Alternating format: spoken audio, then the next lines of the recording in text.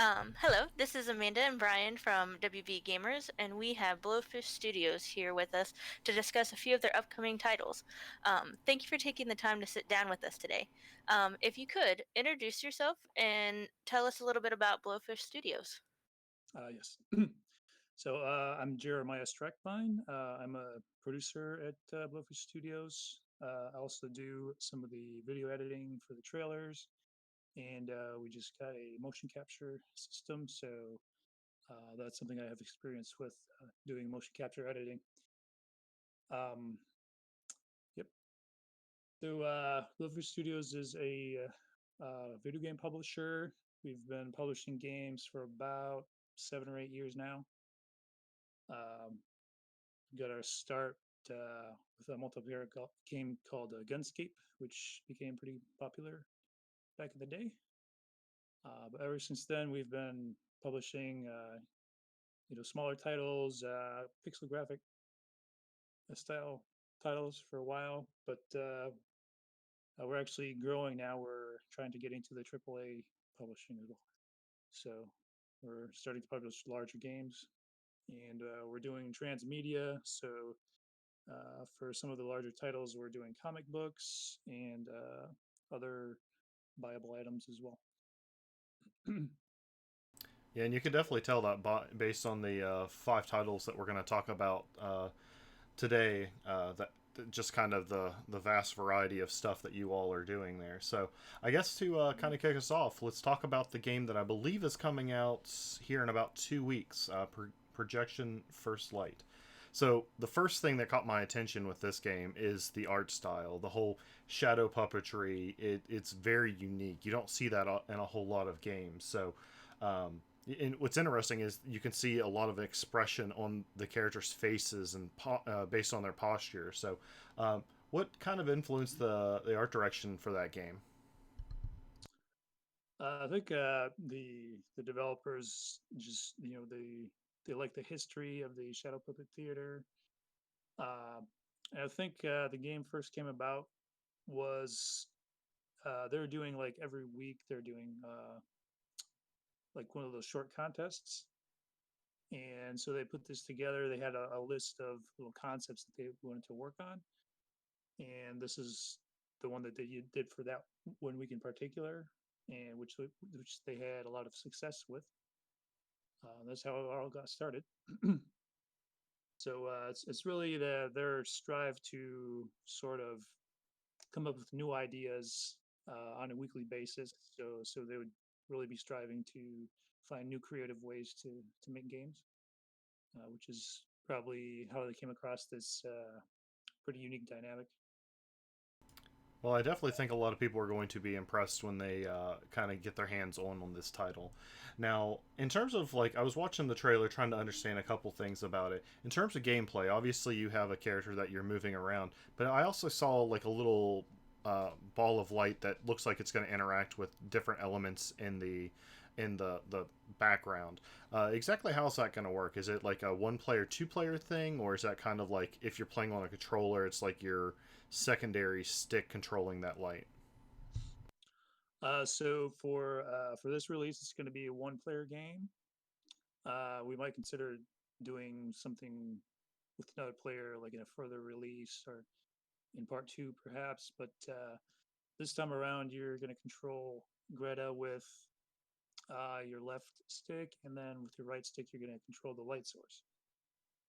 And so then the light source will project onto objects, create shadows, which you can then use as platforms to jump on. Awesome. Yeah, it definitely looks like it's going to be a lot of fun. In terms of like the story, can you just give us like a 30-second idea of what's going on in the trailer? Sure. So, I mean, there have been several trailers released. The game was actually uh, released on Apple platform. They had the exclusive for a year. So for them, we had a couple different trailers. Um, but in general, the story is Greta has lost her parents, and she's traveling the world trying to relocate them. And then through her travels, she goes through a lot of cultures. The cultures you're gonna go through are Indonesia, China, Turkey, Greece, and 19th century England. Um, each with their own art style and look, and maintaining the architecture of the era and the culture. Um, All right. Well, that sounds really pretty exciting. I imagine a lot of people's going to have a lot of fun with that. And as you already mentioned, it's been on the Apple Arcade for the last year, and it's coming out to all the major platforms on September 29th. Is that correct? yep, it's going to be on all major platforms: Xbox, PlayStation 4, Switch, Steam. So, plenty of options for people to get their hands on that title. All Yep. right, Amanda, go ahead and ask about the next title on our list. Okay. That brings us to the Nine Witches, the family disruption. Now, this one looks like a very interesting title. So it looks like you're going to be switching between the astral projecting professor and his assistant. What else can you tell us about the game that's interesting? Sort of kind of like a dual world in the game, it looks like. Yes, so you're going to be playing with Professor Krakovitz, who is a paraplegic, but he's confined to a wheelchair. But his special ability is to go into the astral plane, which is the spirit world. He can talk with the deceased, and so when you're playing, he's going to be getting clues from them, and it's kind of an interesting dynamic. Um, but since he can't move his limbs, then he needs his assistant to follow him around. You're able to seamlessly switch between them with the trigger button. Um, his assistant name, but Akiro, is the one that's going to be doing the gunfights, collecting objects, keeping notes, anything that needs to be done physically, opening doors, etc. Um, Okay, so awesome. it's a pretty interesting dynamic between the two. Yeah. So it's listed as a 2020 release. Do you have any more specific time frame about when this game would become available, or any other details that you'd like to share about the game with us? Sure. We currently have it ported to most of all the systems except for one of them, but we're trying to do a simultaneous release because that's more efficient with our marketing push. So we'd rather wait and release it once we have all platforms ready to go. Um, but yeah, once we get that last platform going, then we'll finalize the date. We're trying for end of the year, December, but it might be early 2021. Either way, it's going to be um, either December or January. We're thinking. Okay, awesome. Can't wait to check it out. All right, so the next one we wanted to talk about a little bit is KungFu Kickball.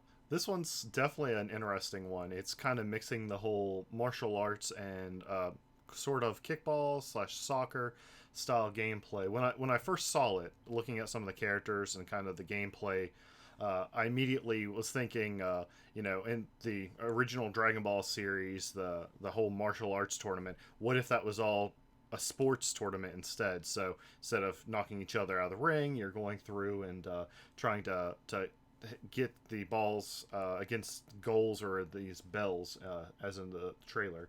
So, what inspired this kind of mixture of sports and martial arts? Um, so, well, when we picked it up, the game was nearly finished.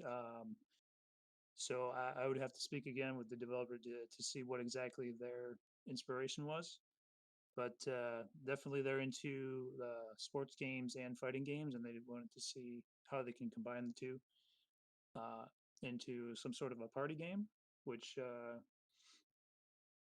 and then they're also inspired by the Eastern cultures as well, so around China. Um, So they have the kung fu aspect and then the sports aspect put together, and what you end up with is a pretty fun game. So when we brought it to PAX, we'd always have long lines of people waiting to play it. So people enjoyed it so much they would go get their friends and bring them and play. So it's just a never-ending cycle. So we're kind of excited about it because of its potential for organic growth and just people naturally wanting to talk about it and getting their friends to play. Absolutely. Yeah, these types of titles seem to do very well in the indie scene. So, I mean, I've seen me and my friends when we get together, we tend to play a lot of these types of games for like fillers in between like our larger like couple hour session games. So, I could definitely see this one being pretty successful in that space. How is so? Obviously, it's going to be uh, 4 player co op locally. Is the I assume also 4 player online as well? Yes, it'll be an online game. You can play anywhere from one player against AI, one versus one, two versus two, and any combination of those with AI, of course. Awesome. And how long will it be before we can get our hands on this title? So this one as well, it's going to be early 2021, and if maybe December if possible, but more likely early 2021. Awesome. We'll definitely be looking forward to that one, and I know me and my friends will be playing that at some of our game days. So, moving on to another title that's coming out, YesterMorrow. This one is looks very different from all the others. Maybe a little closer to the projection first light, but this one's looking at kind of a dual time sort of setting where at some point there's some kind of end of world or apocalyptic event that occurs, and you are controlling a character that's able to shift between the two times. Um, it's definitely an interesting because it has more of your more 8-bit ish, 16-bit ish style art going on with that one. So, do you have anything you want to talk about with that one specifically? It's definitely an interesting looking one. Sure, yep. So you play as a little girl named Yui, and one day she's just playing around, and then there's a festival, and they're attacked by evil shadows.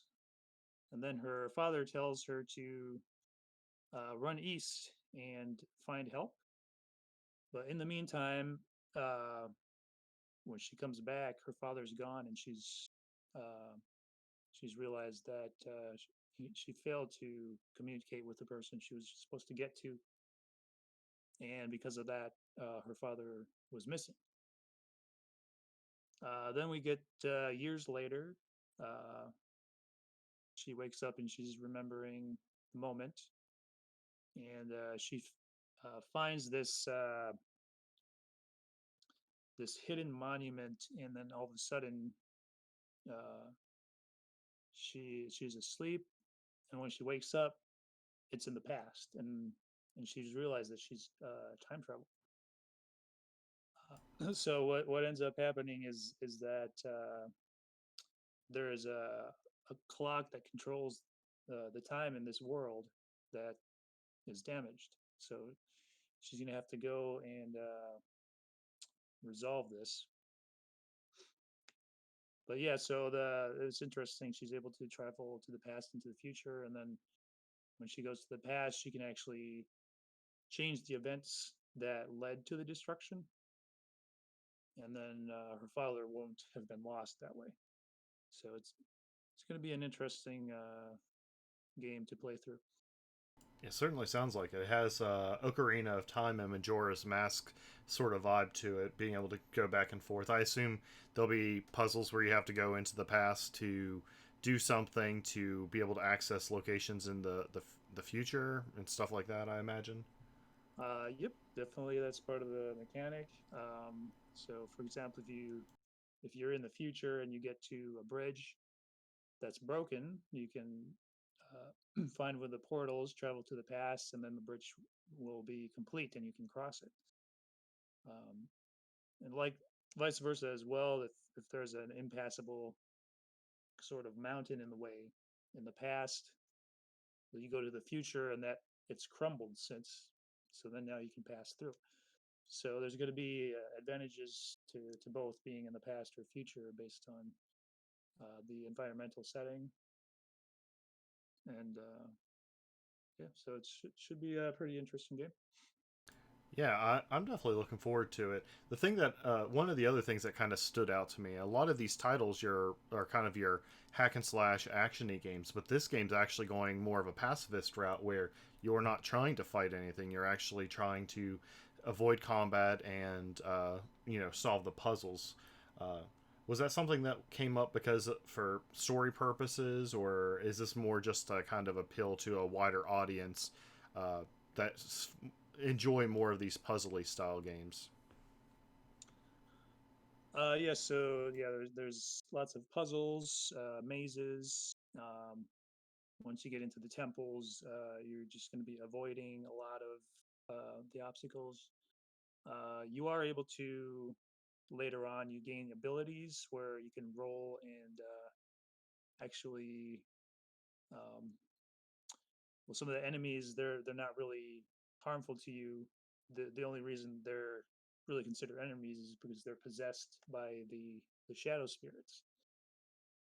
So there's powers that you'll be able to actually extract the shadow from the quote unquote enemy, which will then make them back to their uh, originally the way they were before they're possessed. Uh, Interesting. Also, some of the bosses as well. You might not have the traditional attacking directly the boss. You might there might be a button that you push that makes a pillar fall onto the boss, and then that's the way you damage the boss. Or the boss might self-inflict the damage by you avoiding the projectiles or things like that. Yeah, that sounds certainly very interesting. I'm definitely looking forward to that. That's definitely my style of game. So, sort of like I asked earlier, how long before we get our chance to try out YesterMorrow? So today, actually, we're putting out a press release to reveal the launch date. It's going to be November 5th. Awesome. So not very long at all then. Yep, pretty Exciting. soon. I'll definitely look forward to picking up that game. Uh, so moving on to the last game I have on the list, since time's getting a little short. Uh, Definitely very different than the last title. This is Winter Ember. It definitely doesn't look like it's going to hold back on any of the action and bloodshed. What immediately drew me to this one was the trailer. It kind of gave me that feel of the Netflix Castlevania anime kind of animation. So, what exactly is happening in this game, and what should we know? So in Winter Ember, you play as Arthur Artorias, uh, and he's actually been banished and presumed dead 10 years ago. But now he's returning in stealth because obviously nobody knows he's alive, and he's investigating the people who exiled him. So and then it's going to be a little bit of a revenge story, um, but you're kind of moving around and gathering information and just kind of trying to infiltrate and you know get back at them for what they did to you. So for stealth, it's kind of like um, they're trying to make it more realistic by having sort of a shadow where you can't actually see behind a wall. Of course, it's top-down view isometric, but if you're standing next to a wall, there's actually going to be a shadow. So you as a player can't actually see anything that you wouldn't be able to see in real life. So there's that aspect. But then you've also got the ability to collect pieces of items, and you can craft different weapons. And you're also able to use environmental objects. If an enemy is standing next to an electrified fence, you're able to shoot the fence and electrocute the enemy. Or likewise, if well, it's during the winter, so if they're standing next to some sort of a gas tank, you can shoot the gas tank and freeze the enemy. So there's lots of things you can do with environmental objects and just collecting weapons and all that kind of stuff. Yeah, it certainly sounds like it's going to be a pretty exciting title. Now, that one's listed for a 2021 release. I assume that's probably in the later half of 2021, or is that something that's going to be in the first half of the year? Probably. Well, it's still gonna change a little bit, so I'm not necessarily gonna say, what part of the year, but uh, potentially Q1, but it might be Q2. Okay, that's fair. Is there anything else you want to tell us about that one? That's about it for that one.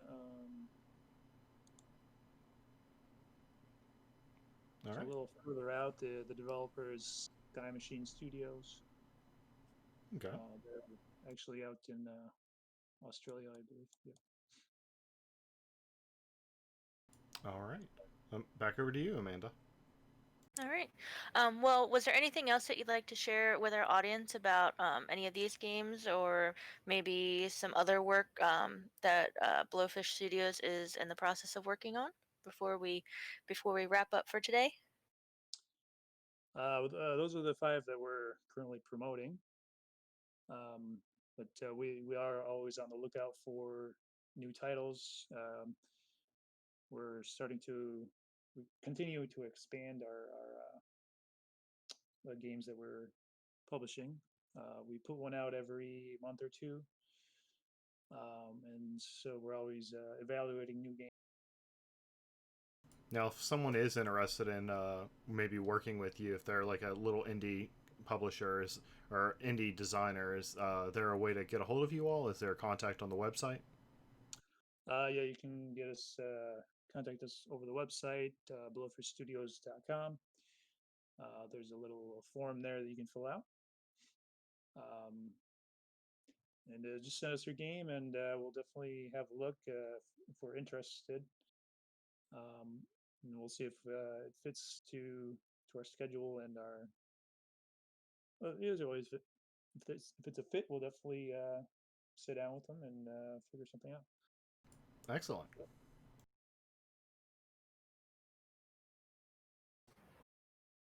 Okay. Well, thank you so much for meeting with us and discussing these 5 up and coming games for Blowfish Studios. And do you have anything else that you'd like to say? Nope. We appreciate the time you've given us, and we'll be sure to get the word out on our social media and on our website about these titles, and hopefully we'll hear a lot more in the upcoming months about the firm release dates. So thank you again. Thank you, guys, and hope to see you next time. All right. Thanks.